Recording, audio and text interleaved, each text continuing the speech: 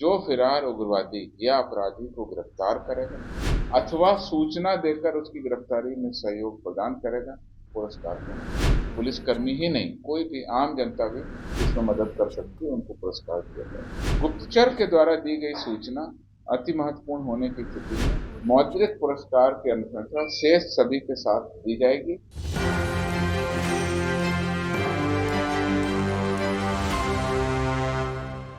यदि किसी अपराधी पर पुलिस ने इनाम की घोषणा की है तो उस इनाम की वैधता कितनी दिन तक हो सकती है और वो इनाम किसको मिलेगा, इन सभी विषयों पर विस्तार से जो है आज पुलिस मुख्यालय के एडीजी जितेंद्र सिंह गंगवार ने जो है बात की है। उन्होंने साफ तौर पर कहा है कि यदि किसी भी व्यक्ति पर, किसी भी अपराधी पर पुलिस प्रशासन इनाम की घोषणा करती है तो उस इनाम की वैधता कितनी हो सकती है और किन किन लोगों को यह इनाम मिल सकता है। सबसे पहले आप इसी मुद्दे पर जो है बात सुनिए जेएस गंगवार को। तीसरा जो मामला है वो बरबीघा मिशन थाना अंतर्गत 18-19 जुलाई 2021 की रात्रि में अपराध कर्मियों के द्वारा घर में घुसकर डकैती की घटना को अंजाम दिया गया और एक 17 वर्षीय उस गृह स्वामी के पुत्र की हत्या कर दी गई। कांड दर्ज किया गया, अनुसंधान आगे बढ़ा और उसमें 15 दिनों के अंदर में पुलिस टीम के द्वारा कांड का उद्भेदन कर लिया गया। साथ ही साथ लूटे गए मोबाइल फोन की बरामदगी कर ली गई और घटना में संलिप्त अपराध कर्मियों को चिन्हित करते हुए 6 अपराध कर्मियों को गिरफ्तार भी किया गया।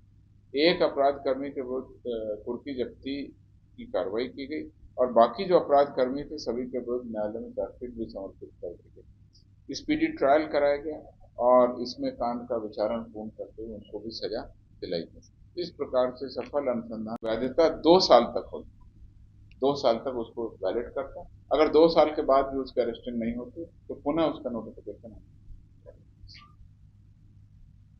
कोई भी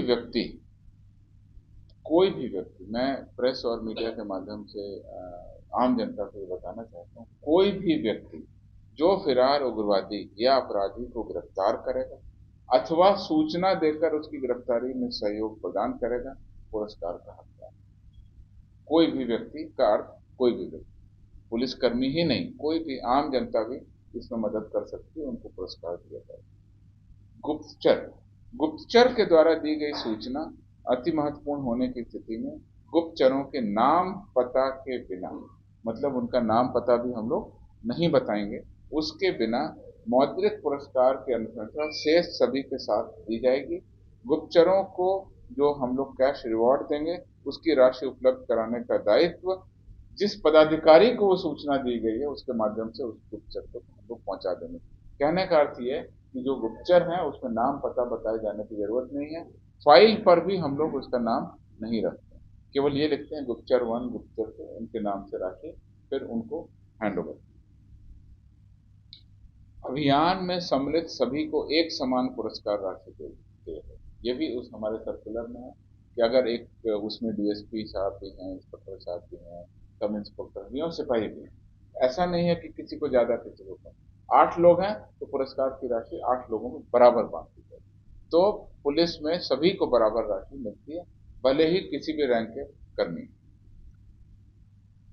जो गेस्टेड ऑफिसर हैं, अगर वो गिरफ्तारी या मुठभेड़ स्थान पर खुद नहीं जा रहे हैं तो उनको कैश रिवॉर्ड नहीं दिया जाता।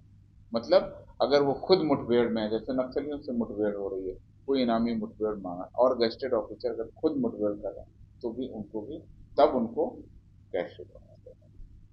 पुरस्कार के संबंध में विचार एवं निर्णय हेतु पहले की समिति संशोधित की गई है और अब उसमें एक कमेटी बनाई गई जिसमें एडीजी हेडक्वार्टर की अध्यक्षता में समिति गठित है, जिसमें एडीजी अभियान और विशेष शाखा के आईजी उसके सदस्य हैं।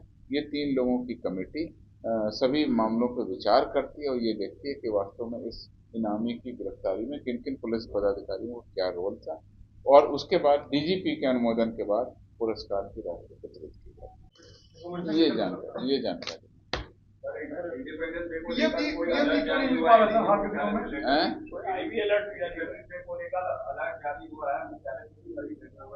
प्रेस में कवर्ड है।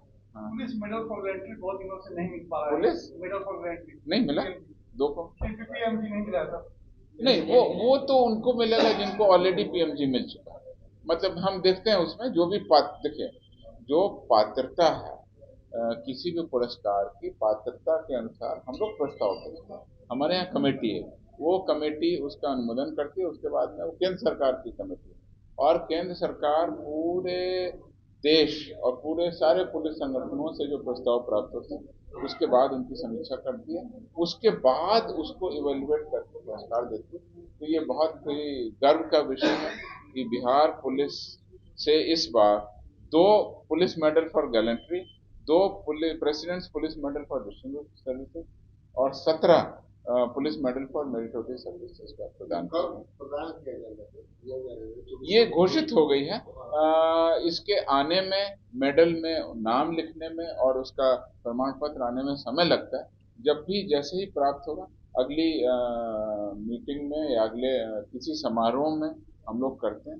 सामान्य रूप से जो पुलिस दिवस हमारा होता है उसमें हम जो भी पुरस्कार आते हैं वो माननीय मुख्यमंत्री जी के द्वारा या जो भी माननीय अतिथि होते हैं उनके कर कमलों से पुरस्कार प्रदान करते हैं। इस बार भी वैसी ही प्रक्रिया अपनाने की हम लोग कोशिश करेंगे और इसको आयोजन करके विधिवत सम्मानित करते हैं।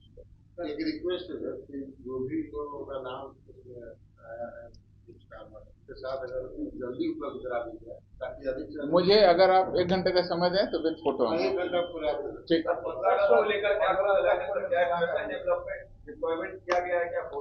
दे दिया कल बता पर्याप्त। देखिए, स्वतंत्रता दिवस की महत्ता को देखते हुए सभी स्थानों पर बल पदाधिकारी मजिस्ट्रेट की पर्याप्त प्रतिनियुक्ति कर दी गई है। सुरक्षा के सभी आयामों पर पुलिस विशेष निगरानी रख रही है, जिसमें कि आसूचना तंत्र भी है, सुरक्षा के विभिन्न कंपोनेंट भी हैं, सशस्त्र गश्ती भी है, चेकिंग भी है और तरह तरह के जो हमारे इक्विपमेंट हैं उनका भी हम लोग डिप्लॉयमेंट कर रहे हैं। राज्य के सभी जिलों में सभी विभिन्न स्थानों पर स्वतंत्रता दिवस मनाया जाता है, तिरंगा फहराया जाता है, तो उसके लिए हम लोगों ने पर्याप्त तैयारी कर रही है।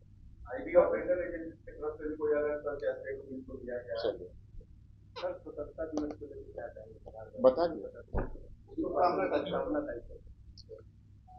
बिहार के सभी निवासियों को, नागरिकों को, सभी महिलाओं को, सभी पुरुषों को, सभी बच्चों को, सभी लोगों को और बिहार पुलिस के सभी कर्मियों को मैं बिहार पुलिस मुख्यालय की ओर से और अपनी ओर से बहुत बहुत शुभकामनाएं व्यक्त करता हूं। Thank you.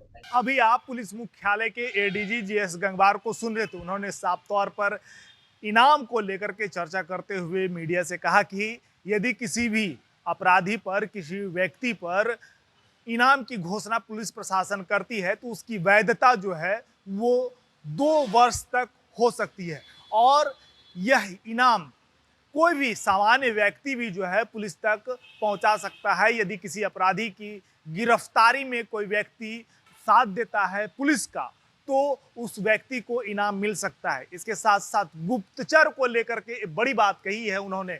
साफ तौर पर जीएस गंगवार ने कहा है कि यदि किसी गुप्तचर के माध्यम से किसी अपराधी को, गंभीर अपराधी को गिरफ्तार किया जाता है तो उस गुप्तचर की जो जानकारी होती है, पहचान होती है, वो गुप्त रखकर इनाम उस तक पहुंचाया जा सकता है। और इसमें सबसे बड़ी भूमिका उस पुलिस पदाधिकारी की होगी जिस पुलिस पदाधिकारी के संपर्क में वो गुप्तचर है, यानी जिस गुप्तचर ने, कह सकते हैं कि जिस पुलिस पदाधिकारी को सूचना दी है उसी पुलिस पदाधिकारी की ये जिम्मेदारी बनती है कि जो इनाम की राशि है वह जो है गुप्तचर तक पहुंचाई जाए। इसके साथ साथ उन्होंने सबसे बड़ी बात इनाम को लेकर के कही है कि यदि किसी अपराधी को गिरफ्तार करवाया जाता है तो जो इनाम की राशि है, चाहे वह पुलिस का सिपाही हो या चाहे पुलिस के बड़े पदाधिकारी हो, सभी में जो है यह राशि सामान्य रूप से वितरित की जाएगी। तो आप अभी जीएस गंगवार को सुन रहे थे और साफ तौर से इनाम को लेकर के जो बातें सामने जो आई है उसको लेकर के स्पष्टता उन्होंने दी है कि किस तरह से यदि किसी अपराधी पर इनाम रखा जाता है तो वह इनाम कैसे गुप्तचर तक या फिर जो सूचना देने वाले व्यक्ति हैं उन तक पहुंचाई जाए। इसके साथ साथ जो इनाम का जो वितरण है वो कैसे किया जाए। तो इसी तरह तमाम अपडेट्स के लिए बने रहें एक न्यूज़ 24 के साथ। कैमरामैन विष्णु के साथ मैं विपुल, पटना।